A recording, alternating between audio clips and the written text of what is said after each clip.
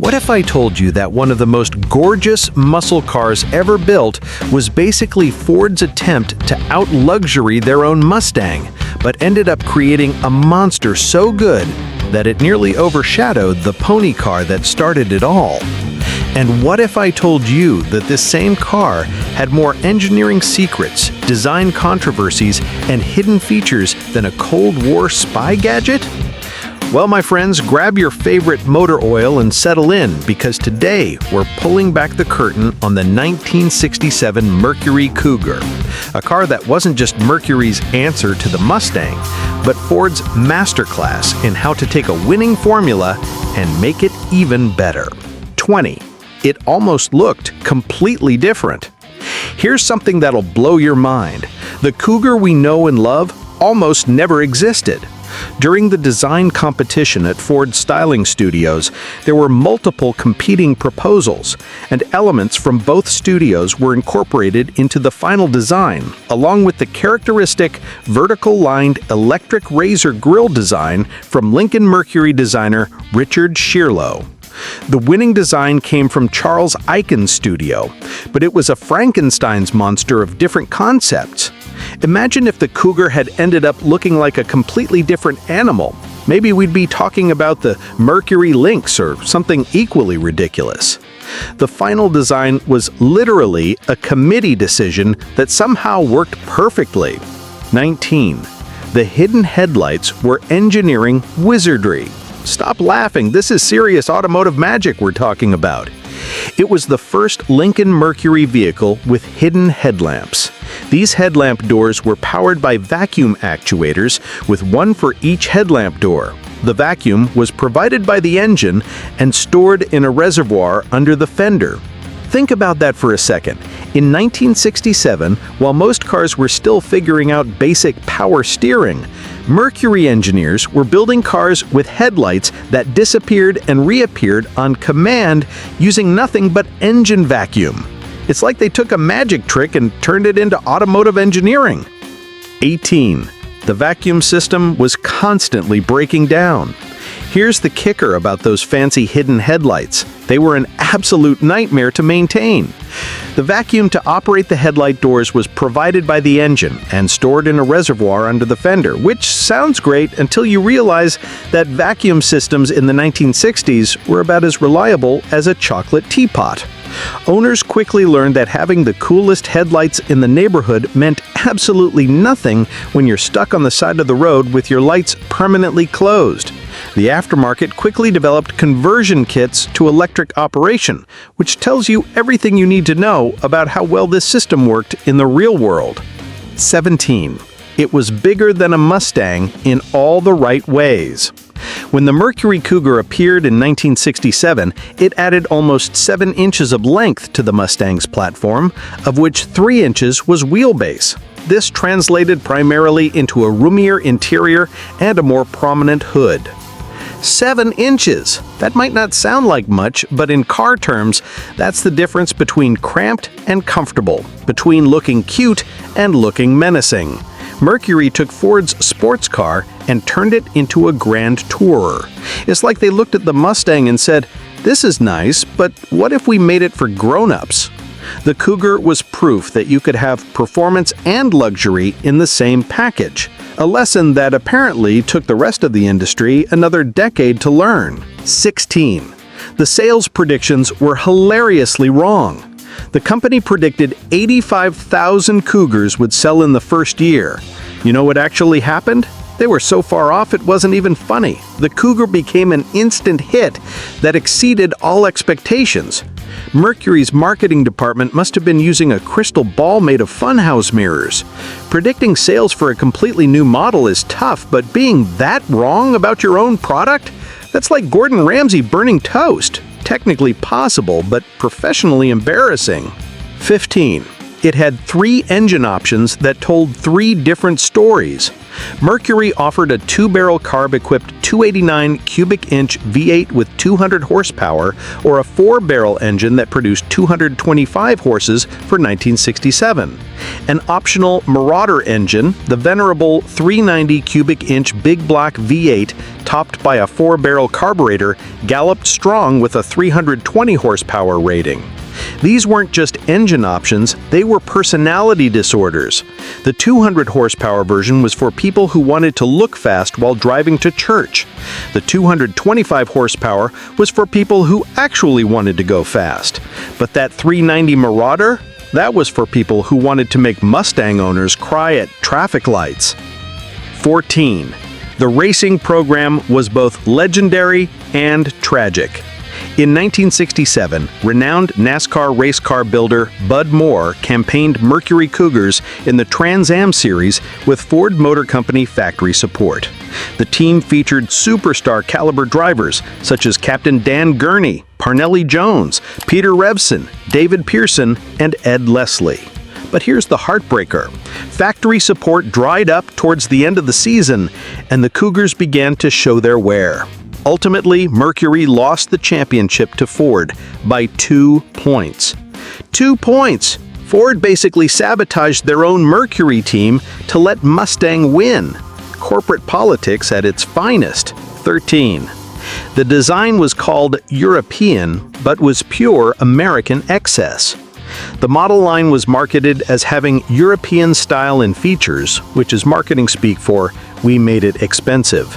European style in 1967 meant understated elegance. American style meant chrome, hidden headlights, and enough hood to land a small aircraft. The Cougar was about as European as a deep-fried Twinkie. It was American luxury wrapped in American muscle with a side of American innovation. But hey, if calling it European helped sell cars, who was gonna argue? 12. The interior was more luxurious than most Cadillacs. While the Mustang's interior was basically sports car chic, meaning cheap plastic and basic gauges, the Cougar went full luxury.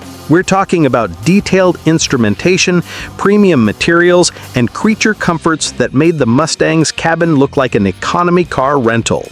Mercury wasn't messing around. They took Ford's youth-oriented sports car and turned it into something your successful uncle would drive to the country club. The Cougar was proof that you could have performance and luxury in the same package, a lesson that apparently took the rest of the industry another decade to learn. 11. The grille design was absolutely revolutionary.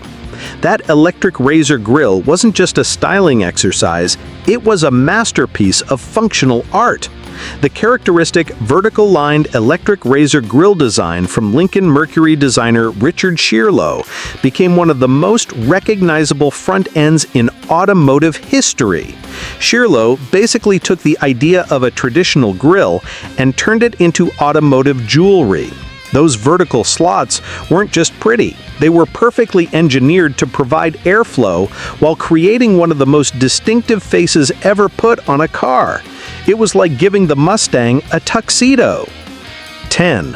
It spawned a whole generation of luxury pony cars. The Cougar's success proved that muscle car buyers wanted more than just raw performance. They wanted sophistication too. This directly influenced the development of cars like the Camaro SSRS, the Firebird, and eventually led to the personal luxury car boom of the 1970s. Mercury accidentally created a whole new market segment. They took Ford's simple formula and showed everyone that muscle cars didn't have to be crude, loud, and uncomfortable. Well, they could still be loud, that was kind of the point, but they didn't have to sacrifice comfort for performance. 9. The hidden headlight mechanism was ridiculously complex. The headlight doors used spiral torsion springs in a mechanism that would make a Swiss watchmaker weep with joy. This wasn't just let's hide the headlights, this was precision engineering that bordered on obsessive. The engineers could have used simple electric motors or basic vacuum systems, but no, they designed a system with spiral torsion springs and multiple actuators that worked like a piece of automotive choreography. Every time you flipped those headlights, you were watching a mechanical ballet. 8. The XR7 package was basically a different car. This package included everything from special instrumentation to unique interior treatments that transformed the Cougar into something approaching genuine luxury car territory. It was like ordering a cheeseburger and getting filet mignon instead. The XR7 package turned an already upscale pony car into something that could legitimately compete with European Grand Touring cars, but with American V8 power and reliability. 7. The factory almost couldn't keep up with demand. In its first 3 years of production, the Cougar sold nearly 365,000 units, though 1967 was its best year, which means Mercury's production line was running flat out trying to build these things fast enough. 365,000 units in 3 years for a completely new model? That's not just success, that's a phenomenon. Ford's bean counters must have been doing backflips while the production guys were pulling their hair out trying to build enough Cougars to meet demand. 6. The wheelbase extension made it a different animal. Those extra 3 inches of wheelbase weren't just about interior room, they fundamentally changed how the car drove. The longer wheelbase made the Cougar more stable at high speed and gave it a completely different personality than the Mustang. It's like the difference between a sports car and a Grand Tour. The Mustang was quick and nimble. The Cougar was quick and confident. Those 3 inches turned Ford's pony car into Mercury's road warrior. 5. The design competition was cutthroat. The internal design competition at Ford was apparently more intense than a cage match. Multiple studios submitted proposals, and the politics behind choosing the final design were apparently legendary within Ford's styling department. It's the Icon proposal that's credited with winning the competition, but the final car incorporated elements from competing designs. It's like they held American Idol for car designers and then decided to combine all the best contestants into one supergroup. 4. It nearly killed the Mustang's sales. Here's something Ford doesn't like to talk about. The Cougar was so successful that it started stealing sales from the Mustang. The more upscale, more refined Cougar made the Mustang look cheap by comparison, which was exactly the opposite of what Ford intended. Ford created a monster that started eating its own parent. The Cougar wasn't supposed to compete with the Mustang. It was supposed to complement it. Instead, it showed everyone what the Mustang could have been if Ford hadn't been so focused on keeping costs down. 3. The racing version was completely mental. The cutaway diagram of transforming a 1967 Mercury Cougar into a Group 2 Trans Am race car is courtesy of Motor Trend magazine, the February 1967 issue. They literally gutted these luxury pony cars and turned them into purpose-built racing machines. Imagine taking a car with hidden headlights, luxury interior, and sophisticated engineering, then stripping all of that out and building a race car around the bones. It's like taking a tuxedo and turning it into racing leathers. Theoretically possible, but you're kind of missing the point. 2. The styling influence lasted decades. The 1967 to 1973 Mercury Cougar is a tragic story of a classic design going to hell. The first generation models, which were produced from 1967 to 1968, were among the best-looking pony cars of the late 60s. Indeed, one could argue that these are the most iconic Mercurys of all time. The 1967 Cougar established design themes that Mercury would chase for the next 40 years. Every subsequent Mercury performance car tried to capture some of that original Cougar magic, but none of them ever quite managed it.